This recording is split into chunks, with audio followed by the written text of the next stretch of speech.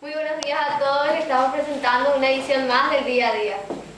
Pues sí, hoy tenemos cosas muy importantes que informar. Sí, claro, hoy es un día muy importante para nuestra capital, México DF. Tenemos nuestra fiesta tradicional. Ah, claro, hoy es 16. Sí, debemos contar a la gente cómo se está viviendo en nuestro país. Se está viviendo un hermoso día en la Plaza de Zócalos festejando la tradicional fiesta del 16 de septiembre. Debemos visitar, pues hay varias cosas interesantes y folclóricas. Vemos, por ejemplo, a la gente vistiendo trajes típicos. También tenemos en venta comidas típicas. Y bebidas como margaritas que elaboran con tequila. Vemos también en el centro de la plaza la tradicional bandera reluciente, como siempre con nuestros colores, verde, blanco y rojo. También observamos bandas tradicionales. Aquí nos cantan los quemacocos. Veamos el siguiente video, por favor. Presentando a Mechi,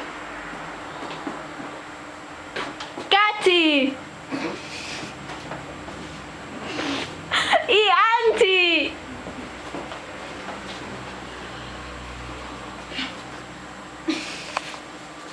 Somos niñas muy honradas, que nos gusta lo mejor. Las amigas no nos faltan, ni el dinero ni el amor. Al segundo del video, las quemacocos vamos hoy. Somos las estrellas con la mejor jornada de hoy.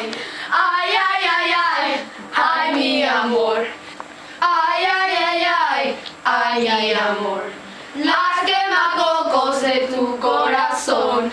Nos gusta tocar guitarra, nos gusta cantar el son. El colegio, las almenas, yo le canto mi canción. Nos gusta bailar la salsa y la machaca es la mejor. También a la cachorra, nosotras amamos hoy.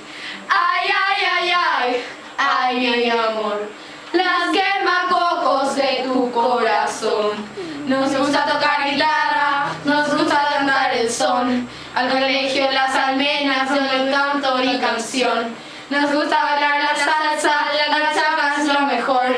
También a la cachorra, nosotras amamos hoy. Ay, ay, ay, ay, ay, ay, amor. Las quemacocos de tu corazón.